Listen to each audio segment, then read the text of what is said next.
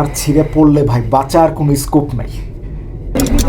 যাতে হোক বাঞ্জি হয়েছে, প্যারাগ্লাইডিং হয়েছে, কেবল কার হয়েছে, এখন জিপ লাইন, সাইকেলিং। শান্তি, চোখের শান্তি। স্যান্ডু মন্দির থেকে বের হয়েছে, বের হয়ে এখন চন্দ্রগিরির পথে যাচ্ছি। এখান থেকে 10 কিলো দেখে একটু চলে এসেছি চন্দ্রগিরি হিলসের এখানে। চন্দ্রগিরি হিলসে আসতে সময় লাগছে আধা ঘন্টার মতো, 1 ঘন্টা 25 মিনিট। স্যান্ডু মন্দিরে ছিলাম, স্যান্ডু মন্দির থেকে সরাসরি এখানে চলে আসছি। অসম্ভব সুন্দর। আর এটা ভিউ, ও মাই, আমি ভাষায় প্রকাশ করার মতো না। এই পাশে টিকিট কাউন্টার, টিকিট কাউন্টার থেকে টিকিট নিতে পারবেন। এখানে সার্কভুক্ত দেশের জন্য হচ্ছে 1320 নেপালি রুপি। তো বাংলাদেশে যারা আসবেন কেবল কার রাইড নিতে পারবেন মাত্র 1320 রুপিতে। এদিক দিয়ে এন্ট্রি, কেবল কার নিয়ে পেলাম। পাশ দিয়ে এন্ট্রেন্স, পাশে কেবল কারগুলো স্টে করে কেবল কারে আমরা কেবল কারে উঠে গেছি। আর আশেপাশে এই মুহূর্তে কেবল কারের ভিতরে আছি আর আস্তে আস্তে উপরের দিকে উঠতেছে।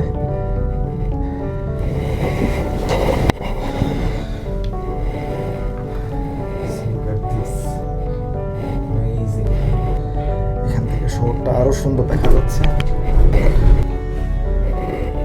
অসাধারণ, এক কথায় অসাধারণ। এখান থেকে দেখেন একদম নিচে ওই মাথা থেকে হচ্ছে আমরা যাত্রা শুরু করেছি। সো আস্তে আস্তে উপরের দিকে উঠতেছি আমরা। অসাধারণ সুন্দর একটা ভিউ, মানে মানে ভাষায় প্রকাশ করতে পারবেন না। মানে 1320 নেপালি রুপিতে এরকম একটা ভিউ, মানে টাকা উসুল। নিচে দিকে একবার তাকাই, পুরা খাত। কার ছিঁড়ে পড়লে ভাই বাঁচার কোনো স্কোপ নাই। See amazing. পরন্ত বিকেল, মানে এর থেকে ভালো ভিউ মনে হয় অন্য টাইমে পাওয়া সম্ভব না। পরন্ত বিকেলে এরকম একটা ভিউ। যারা কাঠমান্ডুতে থাকবেন দিনের বেলায় অবশ্যই একবার সন্ধ্যার আগে এই ভিউটা একবার এনজয় করে যেতে পারো। শান্তি, চোখের শান্তি। মানে কেবল কার রাইড চন্দ্রগিরিটা যারা নেবেন তাদের চোখে মানে প্রশান্তি চলে আসবে। সবুজ মেঘ, আঁকাবাঁকা রাস্তা, ছোট জনপথ, সব মিলে একাকার। এখান থেকে ভিউটা জাস্ট একবার দেখেন ভাই, মানে চোখে লেগে থাকার মতো। এটা হচ্ছে তাদের লাস্ট স্টেশন। আমরা স্টেশনের প্রায় কাছাকাছি চলে আসছি। আমরা উপর স্টেশনে চলে আসছি। নিচ থেকে উপর স্টেশনে আসতে সময় লাগছে 18 কিলোমিটার মতো। অসাধারণ একটা রাইড ছিল। চন্দ্রগিরিতে এসেও দেখলাম অসম্ভব সুন্দর একটা ভিউ। কত নামার পরে পাশ থেকে উপরের দিকে একটা রাস্তা গিয়েছে, উপরে একটা মন্দির আছে। চলেন আস্তে আস্তে উঠে। যাতে হোক বাঞ্জি হয়েছে, প্যারাগ্লাইডিং হয়েছে, কেবল কার হয়েছে, এখন জিপ লাইন, সাইকেলিং। এখান থেকে মাথা পর্যন্ত যাবো, আবার ব্যাক করবো। সাইকেলিং একটা মাথা থেকে এই মাথায় আসলাম, আবার এই পাথর থেকে এই মাথায় যাবো। Completed the zip line, cycling. Line ধরে মাথা থেকে মাথা, এই মাথায় নিচে খাই। ভাই খাদের উপরে সাইকেল চালানোর মজা অন্যরকম।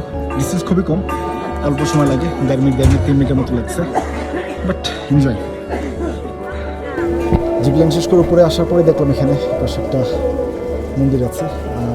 মন্দিরে মানুষজন পুজো টুজো করছে। জুতা করে এসে বসছি একটু। এই পাশে একটা মোমো অর্ডার দিছি, চিকেন মোমো হাসুক। আর সাথে এত উপরে আসছি, একটু ঠান্ডা লাগতেছে, জিলাপি খেতে মন চাইলো, সো একটা জিলাপি খাবো। এই তো জিলাপি শেষে একটা চা, গরম গরম মোমো, একটা বড় বড় জিলাপি। সো উপরে প্রচণ্ড ঠান্ডা, তাই একটু গরম পানি নিচ্ছে এখান থেকে। আর চা, শীতে কাঁপাকাঁপি করা ফেলছে। এখানে ফ্রি ফল আছে, অ্যাক্টিভিটিসের অভাব নাই। তো চন্দ্রগিরির উপরে আসলে বিভিন্ন ধরনের ভিউ করতে পারবেন না, সেটা পাহাড়ের ভিউটা দেখেন, অ্যামেজিং। উপরে এখান থেকে ভিউ পয়েন্ট আরও সুন্দর দেখা যায়, চাইলে আপনারা সেটা ট্রাই করতে পারেন। এখন আস্তে আস্তে নিচের দিকে নামি দরবাহুল যাবো এখন এখান থেকে নেমে, দেখতে পাচ্ছেন নেমে গেছে কেবল কার আর চমৎকার ভিউ। দেখতে দেখতে শেষ, আর বাইক কল করে দিচ্ছি, বাইক